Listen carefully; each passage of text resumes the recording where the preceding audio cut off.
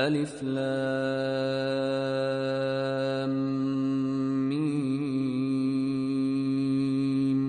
ذلك الكتاب لا ريب فيه. بسم الله الرحمن الرحيم. الحمد لله رب العالمين. الصلاة والسلام على نبينا Muhammad wa ala alihi wa ashabihi ajma'in. Amma ba'd. Let's inshallah then continue today with the next juz. We will be inshallah taking juz 10. We were in the middle of Surah Al-Anfal. We had taken parts 1, 2, 3 and 4 of the Quranic diagrammatic overviews. So we will inshallah proceed as normal though. Before we proceed, recap. In fact, let's recap from Al-Baqarah, because still we can recap. When we start to get into the smaller surahs, it will be very difficult. So still let's try inshallah. So Surah Al-Fatiha, dua, the dua we focused on the elements were what? Two elements of the dua? Maghdub alayhim waladdallin. Surah Al-Baqarah then and Surah Al-Imran appear. How are they appear? So one common element in the two was to invite people of the book. Which segment in Al-Baqarah and which segment in Al-Imran? The Bani Israel in Al-Baqarah? Yes. And in Al-Imran? The Christians or the Nasara or the people who claim to follow Isa alayhi salatu wasalam. Yes. And then also addressed to the Muslimin in the half of Surah Al-Baqarah and Al-Imran. Yes. And then we went on to An-Nisa and Al-Ma'idah. What was the main two strands there we mentioned? Completion of the Sharia in both of them. So in An-Nisa, which segment or which level? So you should have your notes in front of you. Family level. Good.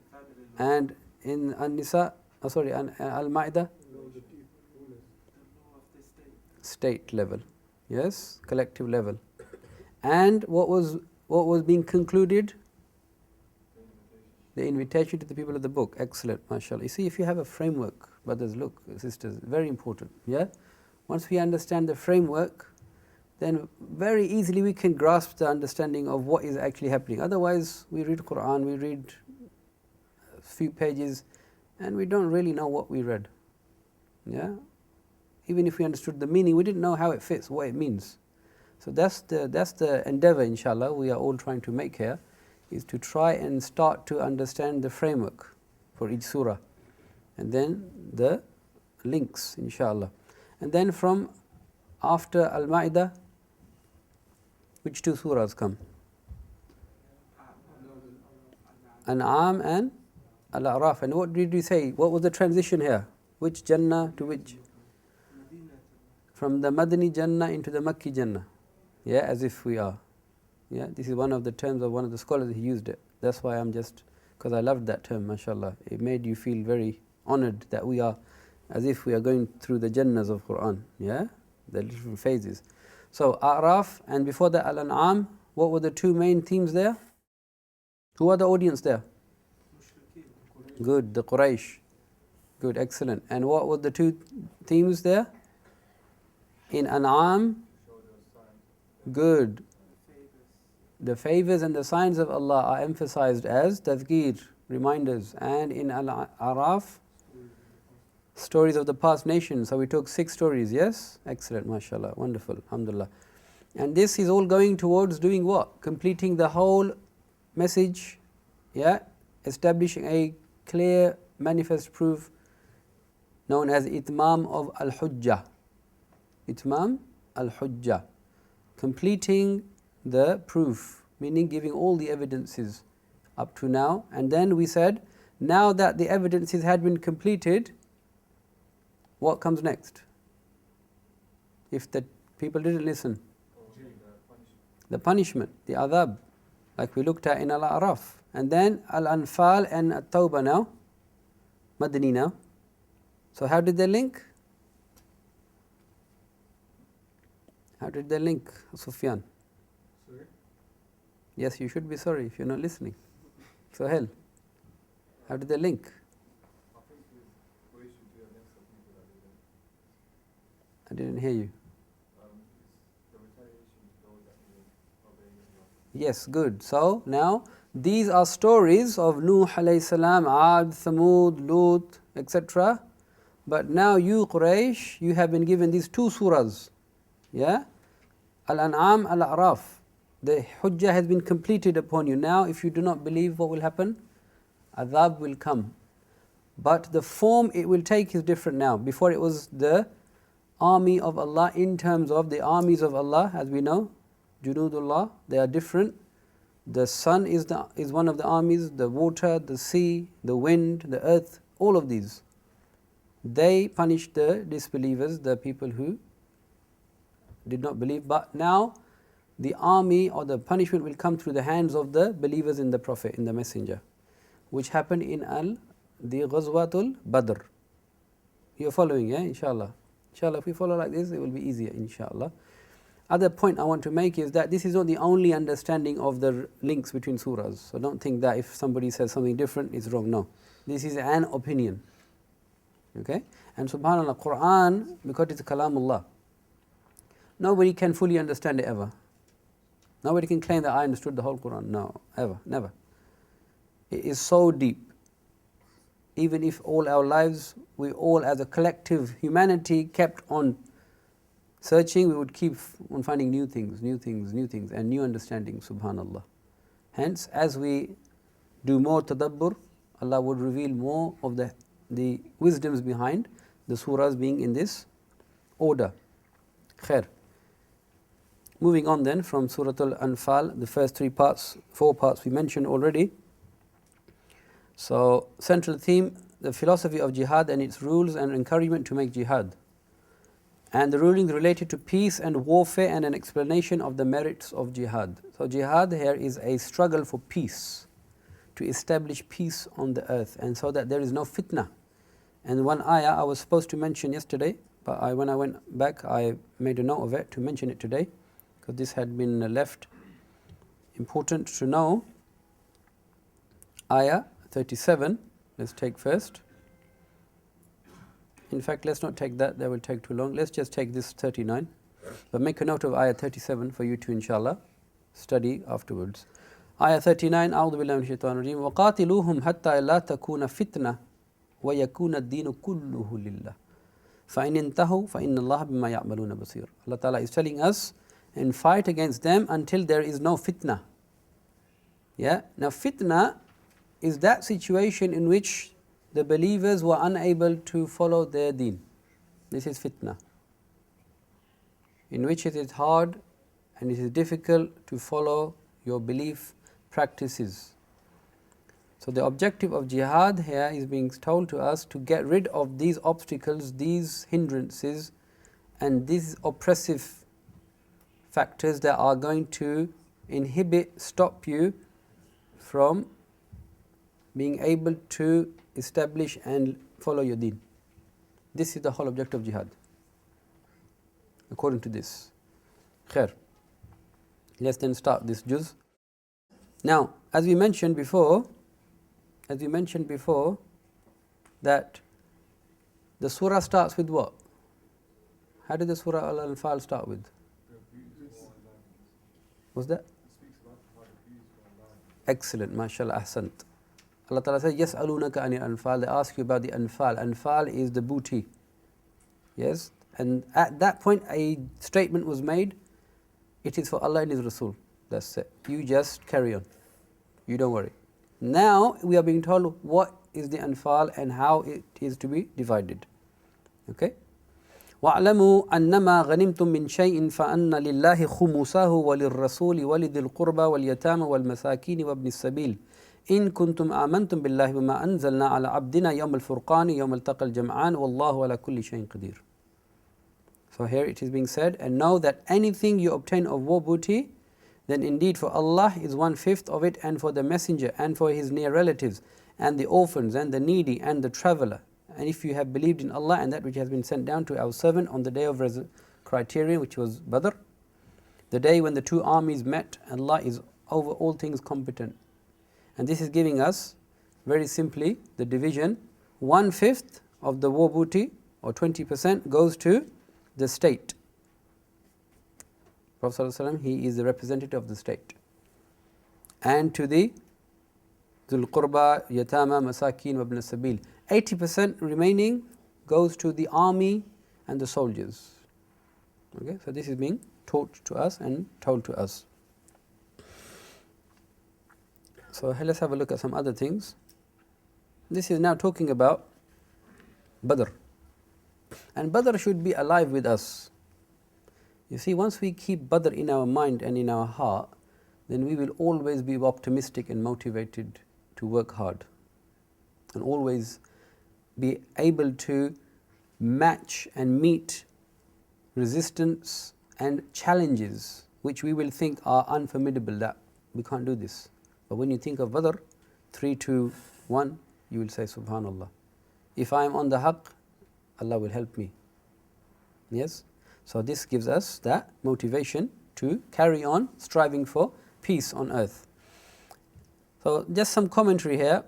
This is mentioning, I will in fact take this ayah, is antum bil udwati dunya wa hum bil udwati al quswa.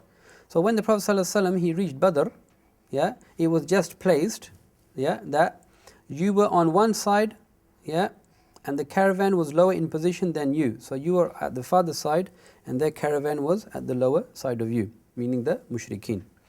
But the point I want to make here, وَلَوْ تَوَاعَدْتُمْ لَاخْتَلَفْتُمْ فِي الْمِعَادِ. He says, if you had made an appointment to meet, you would have missed the appointment. Meaning that even if you had agreed with the Quraysh that we will meet on this time at this place to fight, you may have missed it. But Allah Ta'ala is saying, وَلَكِنْ لِيَقْضِيَ اللَّهُ أَمْرًا كَانَ مَفْعُولًا. But Allah Ta'ala, He wanted this to happen, to occur. So He caused the situation such that you came at the right time, that you faced each other. Why? لِيَحْلِكَ مَنْ هَلَكَ عَنْ بَيِّنَةٍ وَيَحْيَى مَنْ حَيَّ عَنْ بَيِّنَةٍ وَإِنَّ اللَّهَ لَسَمِيعٌ عَلِيمٌ.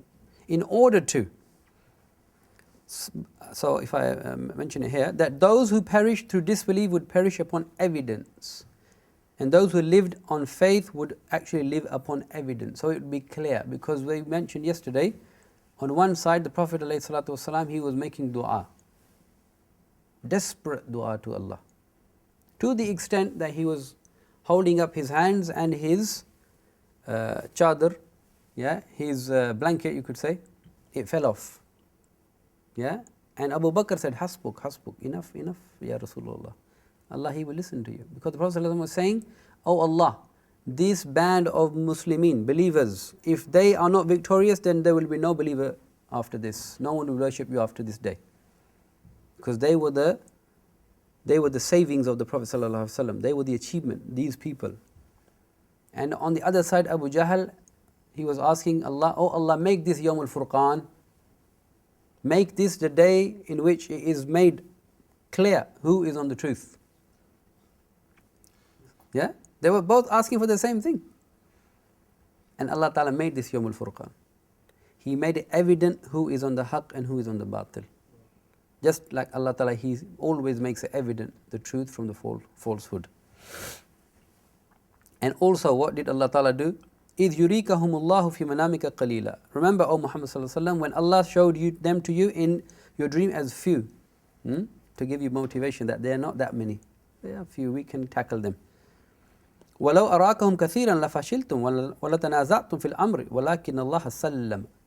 And if you had seen them more in number, what would happen? You would start to become a bit shaky, or you would have lost your courage, and you may have started to dispute regarding whether we should fight or not. But Allah Ta'ala, He saved you from that. إِنَّهُ عَلِيمٌ بِذَاتِ الصُّدُورِ. Because He knows what's in the hearts and how the hearts would be made tranquil or not. And also, وَإِذْ يُرِيكُمُوهُمْ إِذَا الْتَقَيْتُمْ فِي أَعْيُنِكُمْ قَلِيلًا وَيُقَلِّلُكُمْ فِي أَعْيُنِهِمْ لِيَقْضِيَ اللَّهُ أَمْرًا كَانَ مَفْعُولًا. Allah Ta'ala is saying, and remember when we showed them to you, when you met as few in your eyes, and He made you appear as few in their eyes. So you see, Allah Ta'ala is making both armies feel that we can easily take them.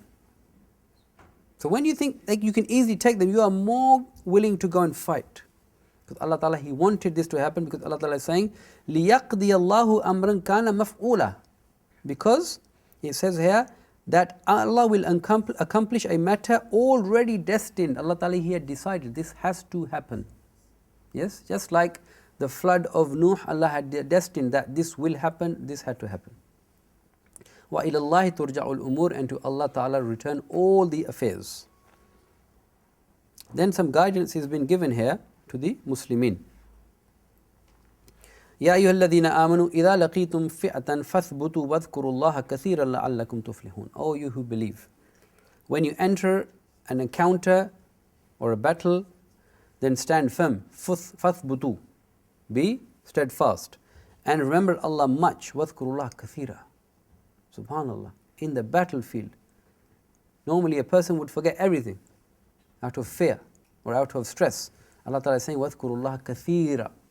Remember Allah even more now, because now you really, really need Allah Ta'ala's backing. Now you really need to purify your intention that I am fighting not to take personal revenge or tribal revenge. But as the Prophet ﷺ said, that whoever, what is jihad? Long hadith. What is jihad? The Prophet ﷺ said, to make the word of Allah high. لِكَلِمَةِ اللَّهِ هِيَ الْأُولِيَةِ. This is jihad fi sabilillah. So, to remember Allah much. And of course, organization of the jama'ah of the Muslimin, and this is really very relevant to Ghazwa Uhud as well. Ghazwa Uhud we actually mentioned already in Al-Baqarah, although it came after Badr. وَأَطِيعُوا اللَّهَ وَرَسُولَهُ. So obey Allah and His Rasul. وَلَا تَنَازَعُوا, and do not dispute. فَتَفْشَلُوا, because if you do, you see already Allah Ta'ala is telling the Muslimin, you need to, because Allah knows what will happen in Uhud. But He is giving them advance notice. فَتَفْشَلُوا, and then you will lose courage. وَتَذْهَبَ رِيحُكُمْ, and your strength will depart. وَاصْبِرُوا, therefore be steadfast. إِنَّ اللَّهَ مَعَ الصَّابِرِينَ, verily Allah is with the people who are steadfast. Sabr is to be steadfast. Sabr means to be steadfast and to control one's self. Yes? Khair. Let's then move on, inshallah, to the next few ayat that we want to take here. Then what happened with Iblis? Look at what Iblis did. On the day of Badr, he came with the mushrikeen. And he said to them, I am with you, and they are few in number, and we will take them, blah, blah, blah. But then he saw the angels. Iblis saw the angels. And look what he says. وَإِذْ زَيَّنَ لَهُمُ الشَّيْطَانُ أَعْمَالَهُم. So when shaitan made them, for them pleasing their a'mal, وَقَالَ لَا أَغَالِبَ لَكُمُ الْيَوْمِ.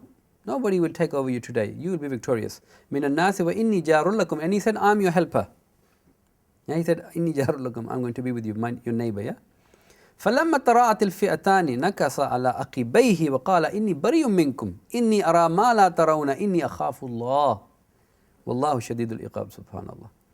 And then when he saw the angels, he turned, and he said, I got nothing to do with you. إني بريء منك. Just like he will say to the people who followed him on the day of judgment, إني بريء منك. Yeah, do not blame me. ولا تلوموني وَلُومُوا أَنفُسَكُمْ. Blame your own selves. And then he fled. So he abandoned them, just like shaitan always abandons the people who follow him. Khair. Let's then go on to the next part then. In fact, we have entered the next part. Let me just go back to recap where we are. So we are in the sixth part, just introduced it, the role of Iblis and the attitude of the munafiqun and the pharaohic attitude of Abu Jahl. So now, we will find in Surah Tawbah, and when we get there we'll introduce it in a bit more detail, but a lot of the mention of munafiqeen has been mentioned there. Because munafiq, this phenomenon of nifaq, this only really took proper root in Medina. Because before Medina, anybody who claimed to be Muslim, then he had to pay the price in Mecca. So nobody would just say that I'm Muslim, no. But in Medina, there was a lot to gain by saying I'm a Muslim, because you could be part of the state, you could be a spy for the Quraysh, etc., etc. Yeah. So khair, anyway, So let's have a look at this. We've looked at the role of Iblis in all this. And let's look at the comparison between Fir'aun and Abu Jahl. Yeah, because you know the Prophet ﷺ, do you know who killed Abu Jahl in Badr? The two youngsters, Mu'adh and Ma'iz, if I'm not mistaken. Mu'adh and Ma'iz or Mu'adh and Mu'adh? There are different narrations, I think, Allahu Alam. But khair. And you know what he said when he was about to be killed? Abu Jahl. Do you know what he said? What did he say, brother? Tell us. He said you climb in a high position. He said to the Yemeni Sahabi, you're low, you're on a, because you're standing on me, you feel you're on a height now. So then, hence, so he said, cut my neck, yeah, from the lower part. So that when you put this neck on the stake, look at his takabbur, subhanallah. So that they will know this is a leader, because his neck is high. Abu Jahl. This is the Fir'aun. The Prophet ﷺ said, this is the Fir'aun of my ummah. هذا فرعون من أمتي. He is the Fir'aun of my ummah, Abu Jahl. So, Allah Ta'ala is now comparing Fir'aun with Abu Jahl here. كَذَّابِ آلِ فِرْعَوْنَ. This is ayah 52. كَفَرُوا بِآيَاتِ اللَّهِ فَأَخَذَهُمُ اللَّهُ بِذُنُوبِهِمْ إِنَّ اللَّهَ قَوِيٌّ شَدِيدُ الْعِقَابِ. Theirs is like the custom of the people of Fir'aun, of those before them, the Quraysh. They disbelieved in the signs of Allah, so Allah seized them for their sins. Indeed, Allah is powerful and severe in punishment and penalty. And again in 54, كَذَّابِ آلِ فِرْعَوْنَ. Theirs is like the custom of the people of Fir'aun. وَالَّذِينَ مِنْ قَبْلِهِمْ. And those before them, كَذَّبُوا بِآيَاتِ رَبِّهِمْ. They denied the ayat of their Lord. فَأَهْلَكْنَاهُمْ بِذُنُوبِهِمْ. And we punished them for their sins. وَأَغْرَقْنَا عَلَى فِرْعَوْنَ. And we drowned Fir'aun. وَكُلٌّ كَانُوا ظَالِمِينَ. All of them, they were wrongdoers, ظالمين, mushrikeen. Subhanallah. And Allah Ta'ala is then saying, إِنَّ شَرَّ الدَّوَابِّ إِنْدَ اللَّهِ الَّذِينَ كَفَرُوا فَهُمْ لَا يُؤْمِنُونَ. Indeed, the worst of living creatures in the sight of Allah are those who have disbelieved and they will not ever believe. Because it's these people who have been given all the proofs like Fir'aun and Abu Jahl, and they knew the truth but they still didn't. These are the worst of people. Okay, let's then move on to the next part. This is part 7.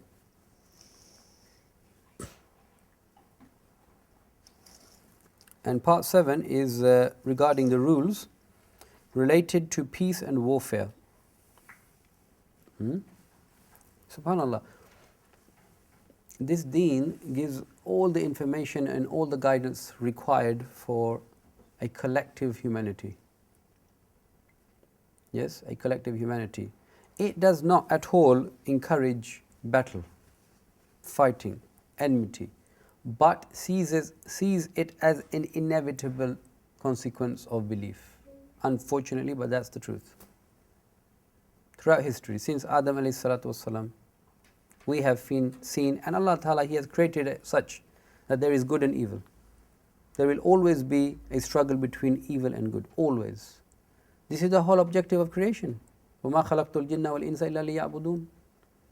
Allah Ta'ala didn't create man and jinn except to worship Him, meaning he has to worship through all these hardships. Shaitan, his whole objective, his whole game, his whole job is to sit on the way of truth and then call people away from it. Khutuwat al-Shaitan. So hence, this is inevitable. The clash between haqq and batil, this is inevitable. So hence Allah Ta'ala, He is giving us the best solution on how to then proceed without doing dhulm, without being oppressive. Because we mentioned already, Quran is full of this. Inna Allah la yuhibbul mu'tadeen, Inna Allah la yuhibbul zalimeen. Allah Ta'ala, He doesn't like the oppressors, the people who go over the mark. Allah Ta'ala, He loves the people who are full of justice, muqtasimeen, muqsiteen. Yeah? And Allah Ta'ala said to the believers that you should stand for qist, equity. So hence, these laws are being given as a mercy to know what are the limits. Because a lot of times when people have power, they go over the limit because there's nothing to stop them unless they fear Allah. So let's see, inshallah. Let's take some ayat in this context. Firstly, ayah 57 is talking about if the peace agreement is broken, if they break the peace agreement, then of course then the peace is over. Then it is a sign that they want to retaliate, and then you should be prepared to retaliate back. This is one thing. The other thing that has been mentioned here is the foreign policy. The foreign policy has been mentioned here, that if for whatever reason you think that they are not going to keep their pledge, they are not going to fulfill the treaty, then you should openly declare that from this date we do not have this treaty anymore. Not be hypocritical and say, no, we have peace treaty, but still have your intelligence service, that is going to try to infiltrate, or you are plotting against them. No. Open policy. Be clear. Do not have this element of hypocrisy and hide your actual intention. Let's look at some ayat then, inshallah. Let's take ayah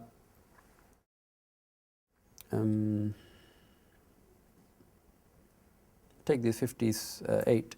وَإِمَّا تَخَافَنَّ مِنْ قَوْمٍ خَيَانَةً فَانْبِذْ إِلَيْهِمْ عَلَى الصَّوَاءِ إِنَّ اللَّهَ لَا يُحِبُّ الْخَائِنِينَ. And if you have reason to fear from a people betrayal regarding their treaty, throw their treaty back to them, putting you on equal terms. Indeed, Allah does not like traitors. Allah Ta'ala doesn't like you to become traitors to the treaty. So be on equal terms so that you know who is who. It should be an open policy. And then, at the same time, be prepared. Do not be naive. Be prepared for the enemy. وَأَعِدُّوا لَهُمْ مَا اسْتَطَعْتُم مِّن قُوَّةٍ وَمِن رِبَاطِ الْخَيْلِ تُرْحِبُونَ بِهِ عَدُوَّ اللَّهِ وَعَدُوَّكُمْ وَآخَرِينَ مِن دُونِهِمْ لَا تَعْلَمُونَهُمْ اللَّهُ يَعْلَمُهُمْ. Allah Ta'ala is stressing to the believers, be prepared. And prepare against them whatever you are able of power and steeds of war, meaning military power, by which you may terrify the enemy of Allah and your enemy and others besides them, which are the munafiqeen, whom you do not know, but Allah knows. So to have this, all this military might, it should serve as a deterrent. So that the other party would not even think of war. You see? The whole purpose here is not to have the war. The whole objective is not to have it. But if they push themselves on you, then you are ready. You will not be naive and just take it. You will retaliate. But again, subhanallah, وَإِن جَنَحُوا لِلسَّلْمِ فَاجْنَحْ لَهَا وَتَوَكَّلْ عَلَى اللَّهِ إِنَّهُ هُوَ السَّمِيعُ الْعَلِيمُ. And if they incline to peace, then incline to it also. Don't be bloodthirsty. People become bloodthirsty when they're in power. No. If they come towards peace, then you also should incline towards it. You should favor it. And Allah Ta'ala, He hears everything, He knows everything. If you abuse your power in any way, Allah is seeing it and He knows it. And you will have to account for it. وَإِن يُرِيدُوا, this is 62, أَن يَخْدَعُوكَ فَإِنَّ حَسْبَكَ اللَّهُ هُوَ الَّذِي أَيَّدَكَ بِنَصْرِهِ وَبِالْمُؤْمِنِينَ. But if they intend to deceive you, because you may think they are deceiving me by saying, we are going to be peaceful, but they will actually attack. Then Allah Ta'ala is saying, then Allah is sufficient for you. It is He who supported you with help and with the believers, meaning He will support you again, but you need to keep a clean track record of honesty. Your policy should be based on honesty. And subhanallah, how did Allah Ta'ala, He's saying to the Prophet ﷺ and the believers, a favor, a great favor. وَأَلَّفَ بَيْنَ قُلُوبِهِمْ. Allah Ta'ala, He joined the hearts. Now for us this might not seem a big deal. But if you look at the context in which the Prophet ﷺ was sent, the tribes would fight the tribes. Do you know what over? Do you know what they would fight over? Jazakallah khair akhi. Just because the tribe, this person from this tribe and this person from this tribe, there was queuing up for the well, water well for the camel, and then one person overtook the other person, jumped the queue, then they would fight for the generations. Subhanallah, what is this? This was the mentality of the people that the Prophet ﷺ came to, and Allah Ta'ala is saying, فَأَلَّفَ بَيْنَ قُلُوبِهِمْ. Allah Ta'ala, He put love between these people. And in another part of the Quran it says, Allah Ta'ala, in fact it says here, لَوْ أَنفَقْتَ مَا فِي الْأَرْضِ جَمِيعًا مَا أَلَّفْتَ بَيْنَ قُلُوبِهِمْ. If you had spent everything that you have on the earth, you could not have joined their hearts. You couldn't have done it. This was a miracle in itself. Allah Ta'ala joined the hearts of these people who were from different tribes, but they became one. إِنَّهُ عَزِيزٌ حَكِيمٌ. Allah Ta'ala, He is mighty, He is wise. So this is a blessing from Allah that He had bestowed. Moving on then. And then Allah Ta'ala is telling the Prophet ﷺ to motivate his army. And the Prophet ﷺ, unique characteristic about the Prophet ﷺ in the history of mankind, he is the only human being to have had so many different positions of authority. Brother, can you sit so that the others can see, inshallah? Yeah? Jazakallah khair. So many positions of authority and so many varied roles, and he was perfect at each and every role. The role as a husband, the role as a brother, as a father, as an imam, as a leader, as a political leader, as a social activist, as a military leader, as the head of the army. SubhanAllah, any human being in history ever been able to do this? He was the most spiritual person. Allahu Akbar. The most pious, the most generous, the most kind, the most merciful, but the most strong. Allahu Akbar. This is from Allah. He chose the Prophet ﷺ. So Allah Ta'ala is telling His army now, the Prophet ﷺ, as a general of the army, this is what you need to do to buck up your soldiers. Ya ayyuhan nabiyyu, O you Prophet ﷺ, harridil mu'minina ala al-qital. Urge the believers to battle.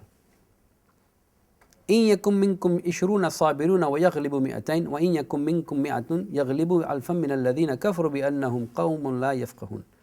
If there are among them 20 who are steadfast, they will overcome 200, Allah Ta'ala is saying. 1 to 10. And if there are among you 100 who are steadfast, they will overcome 1,000. SubhanAllah. Of those who disbelieve, because there are people who do not understand. And this is SubhanAllah, Al-Qa'qa'. You know Al-Qa'qa'? Al-Qa'qa', one of the Sahaba. Yeah? When Jazakallah khair akhi. Yeah? When one of the armies, I can't remember, one of the generals of the armies, he asked for backup. He was sent Al-Qa'qa', one man. One man. Because he is like 100 or 1,000. And when he raises his hand for dua, Allah doesn't reject it. Subhanallah. These were the people, Allah Ta'ala, He is mentioning these people. Khair. Anyway, moving on then. So, if we take, there is also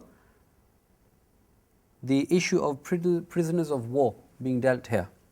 Yeah, because this was the first battle. So, what to do with the prisoners of war? And there was ikhtilaf in this. Yeah, Abu Bakr said we should take the ransom. Umar said, what did Umar radiallahu anhu say? We should kill them. Yeah. Prophet ﷺ, he went for Abu Bakr's, yeah, but Allah Ta'ala afterwards he reprimanded, Allah Ta'ala reprimanded the Prophet ﷺ that you should have followed Umar's, subhanAllah. And you know, one of the many fadail of Umar, yeah, that many times what he said, it was then corroborated by the wahi afterwards. Allah Ta'ala, He sent down the wahi and it was exactly what Umar wanted. Yeah, subhanallah al-azim. ما كان لنبي أن يكون له أسرى حتى يسخن في الأرض تريدون أرد الدنيا والله يريد الآخرة والله عزيز حكيم. It is not for a prophet to have captives of war until he afflicts a massacre upon the enemy. Meaning he wipes the enemy out, he breaks the back of the enemy so that they would not then come back. You Muslims, some of you desire the commodities of this world, meaning the ransom here, yeah? But Allah desires for you the hereafter. And Allah Ta'ala is exalted in might and wise. So, it is being told to us as a principle what to do in the matter of prisoners of war. But this is a very complicated issue. This is not for people like me or you to discuss. It's a scholarly debate. But khair, anyway, it has been mentioned here. The whole point of this is that Islam is giving us the policy in terms of prisoners of war as well. Khair. Let's move on then to the next section, which is the final section of this surah. Beautiful section, subhanallah al-azim. What did we mention about the first section? Who can tell us? The first few ayat of this surah.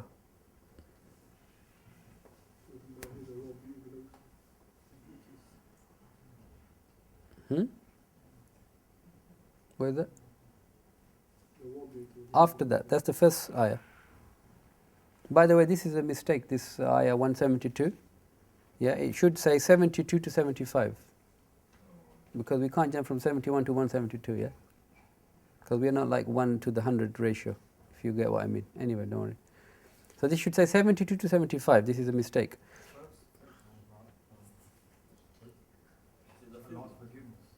No, the first few ayat of Al-Anfal, not the first one, the next 2-3 ayat. What is it? No, fitna. No. It talks about Ulaika humul mu'minuna haqqa. You remember? And what did we say? Ulaika humul kafiruna haqqa previously. Who are they? Sufyan? No?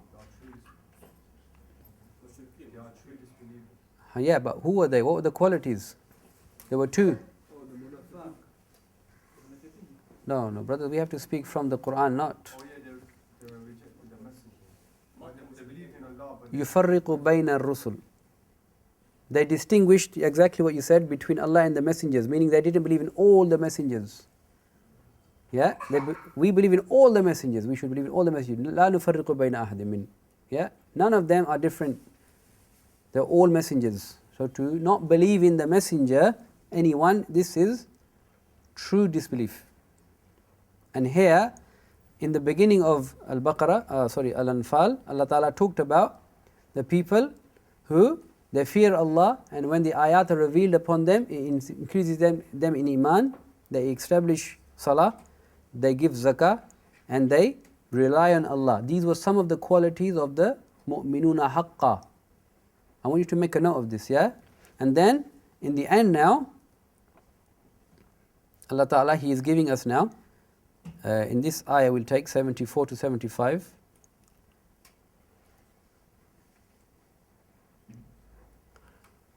Okay, here. وَالَّذِينَ آمَنُوا وَهَاجَرُوا وَجَاهَدُوا فِي سَبِيلِ اللَّهِ وَالَّذِينَ آوَوا وَنَصَرُوا أُولَٰئِكَ هُمُ الْمُؤْمِنُونَ. What does it say? حَقًّا. Can we see it? Yes? In this ayah. So the people who believe, they do hijrah and they fought in Allah's cause, and those who gave them shelter and help, who were they? Ansar. Did you know that we can become Ansar today? How? That's the best question. How?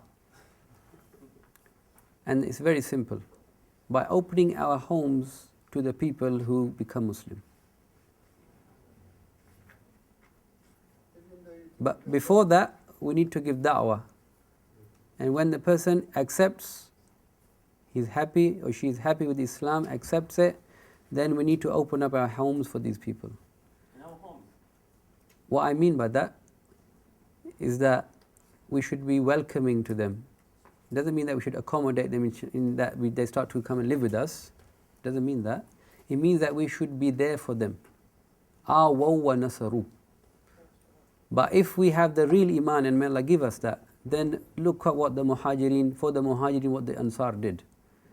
If this was their house, they divided the house like this curtain. They divided it in half. They said, half of this for you, my brother, who emigrated. This is my half.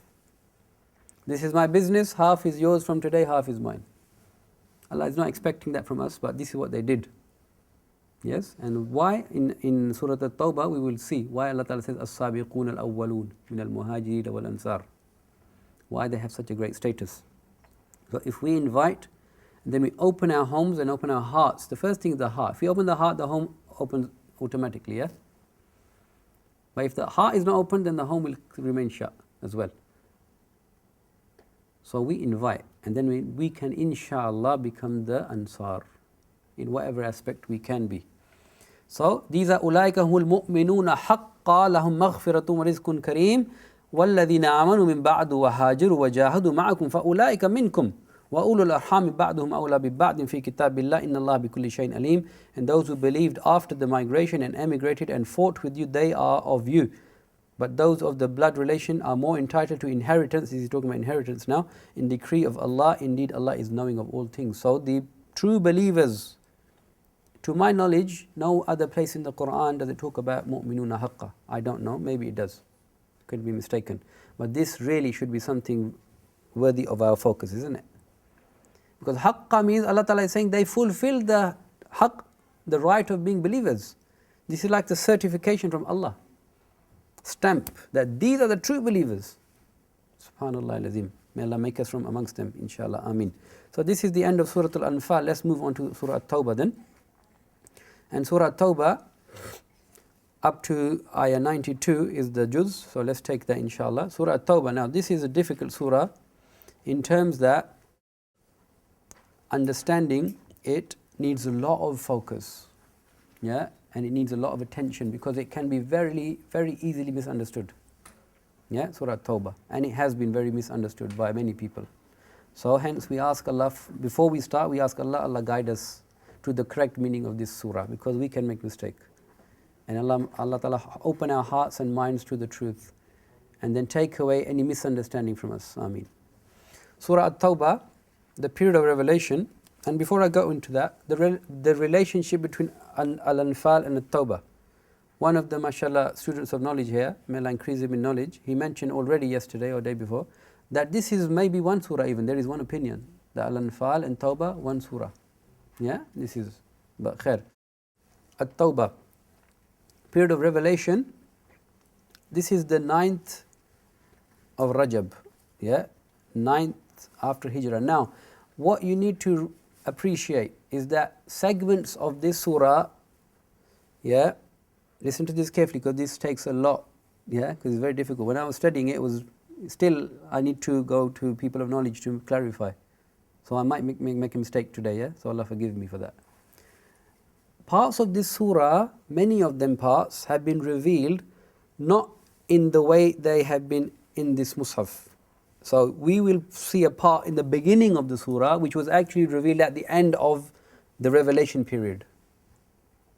But because we see at the beginning of the surah, we think this should follow on. So the sequence of the surah, the ayat, is not a chronological sequence. Does that make more sense? Yeah?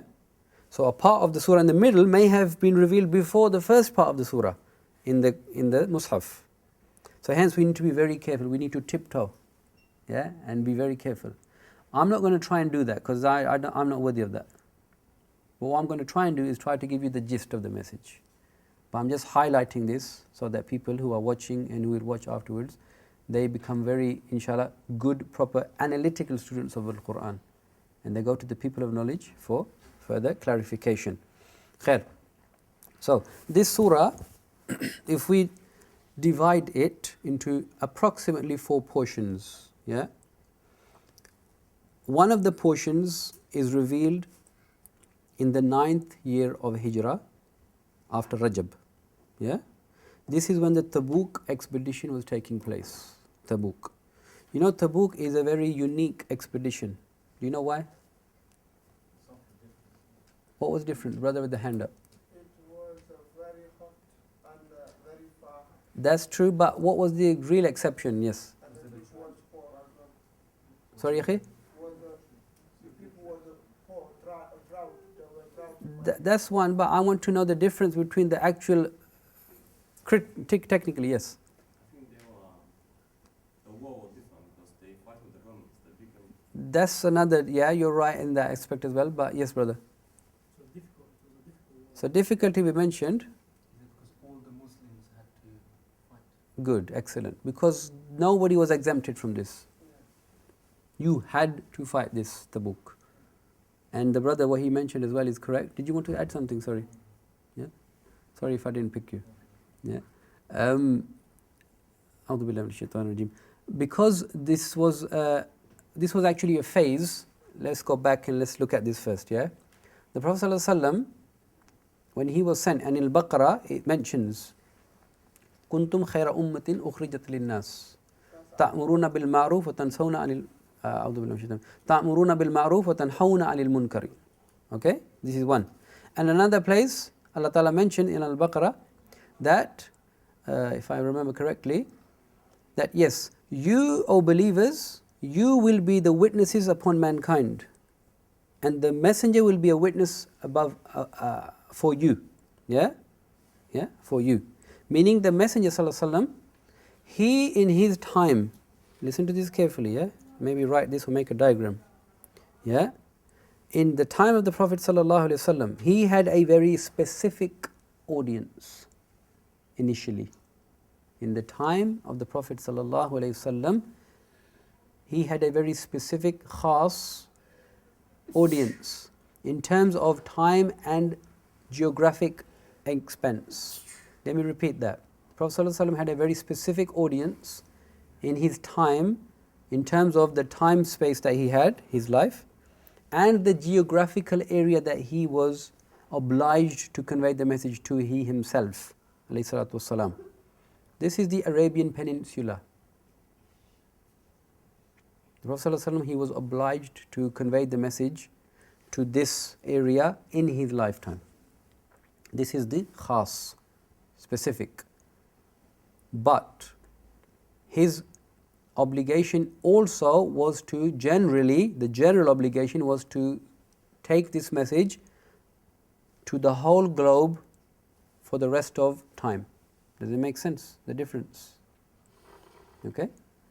Kafatan lin-nas, Allah Ta'ala says. Yeah? Rahmatul lil alameen. Okay? So one of the differences between the Prophet ﷺ and the rest of the Prophets, messengers, is that all of the other messengers came for a specific time and place, and people even. Yeah? Musa ﷺ was sent to who? Bani Israel. Who was Isa ﷺ sent back to? Bani Israel, that's it. He was not obliged to give da'wah outside of Bani Israel. Muhammad ﷺ is the only unique messenger, because it makes sense, because we had, as a human race, developed and progressed to a stage where we can now communicate globally, travel globally, etc. You see? SubhanAllah, hikmah of Allah. So the Prophet ﷺ, his specific audience was the Quraysh. Yeah? That was the core, the epicenter of his da'wah, because that was the hub of the Arabian Peninsula.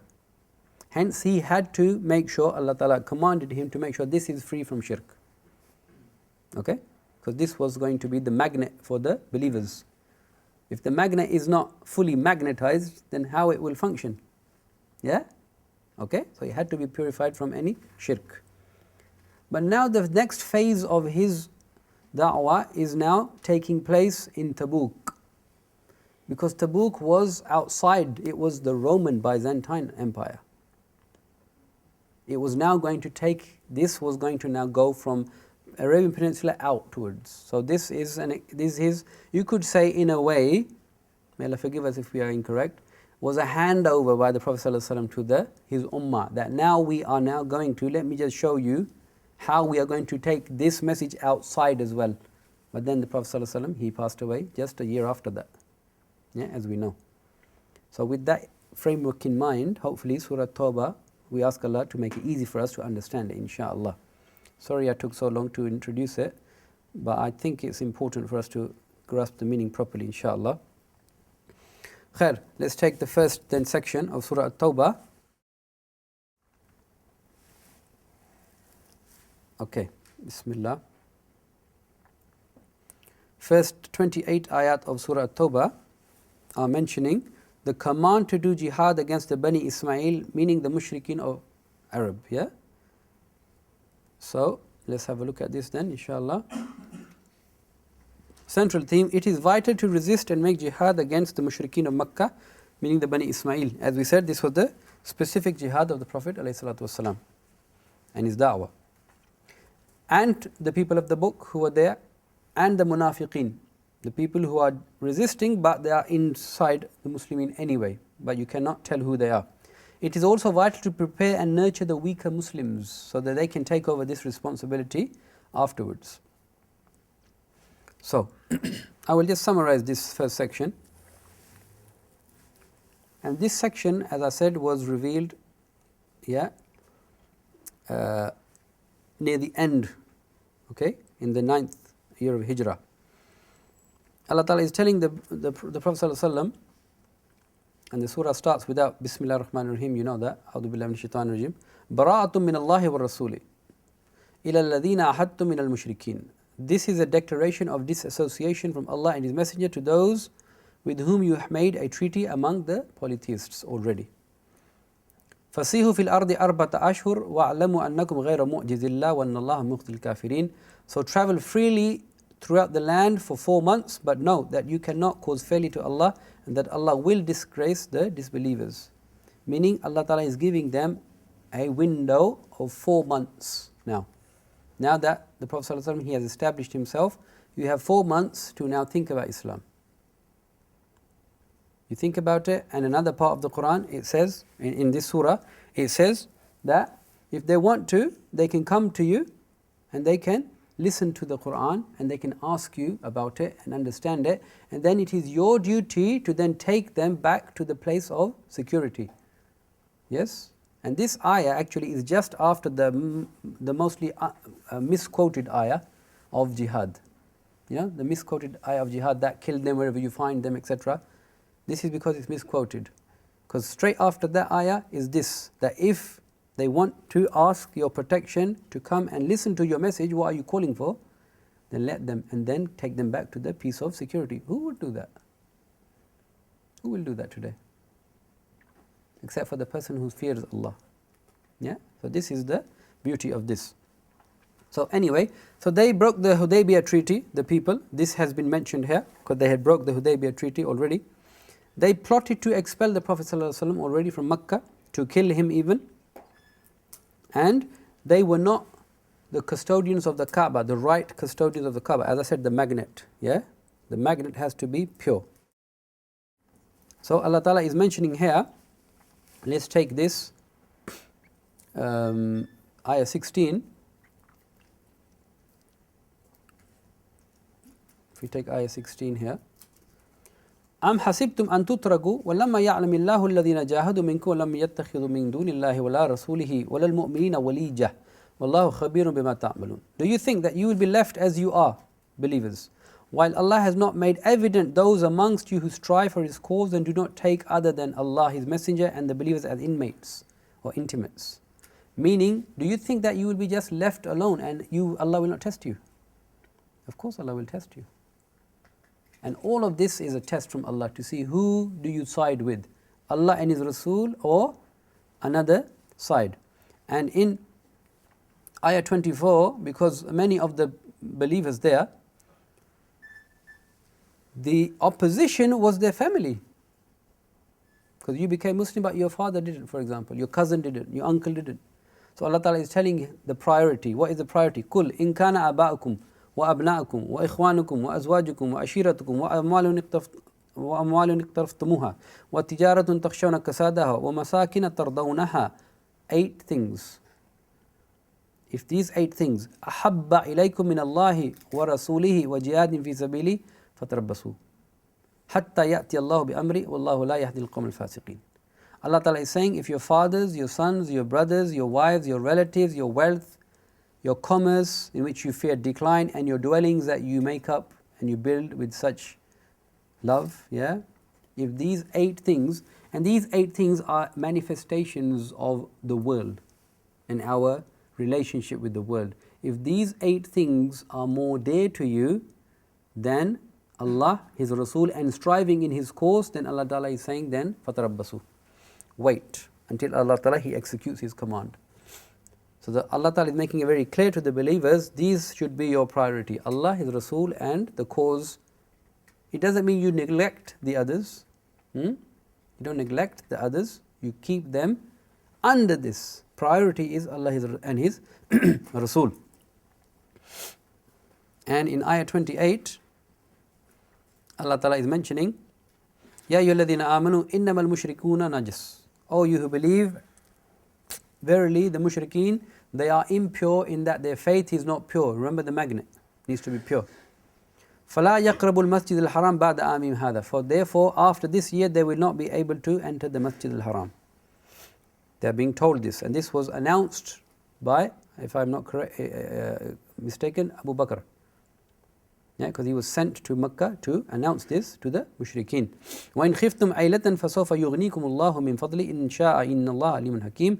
And if you fear privation, meaning that you feel that, okay, now we'll be cut off economically from these people, Allah will enrich you from His bounty if He wills. Indeed, Allah is knowing and wise. And the next section then is talking about the command to do jihad against the Bani Israel. The first was the Bani Ismail, the Quraysh. Yeah.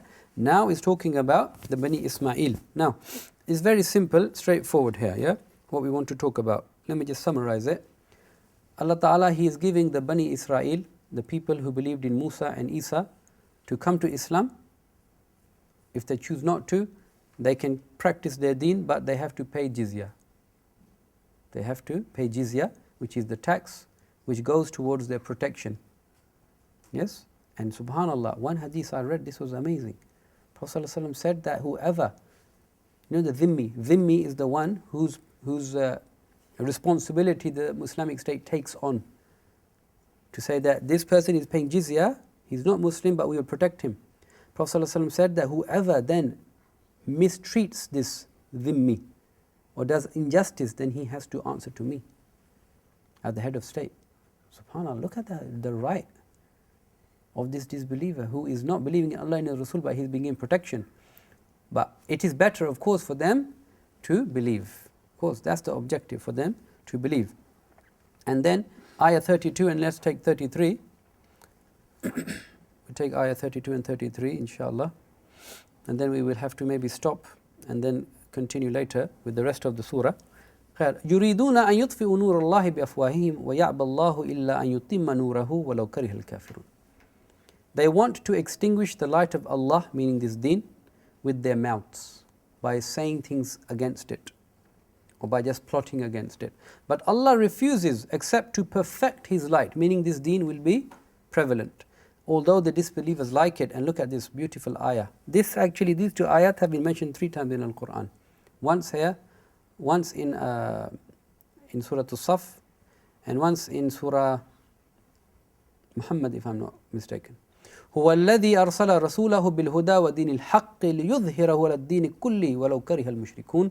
And it is He, Allah, who has sent His messenger with guidance and the religion of truth to manifest it over all other deen.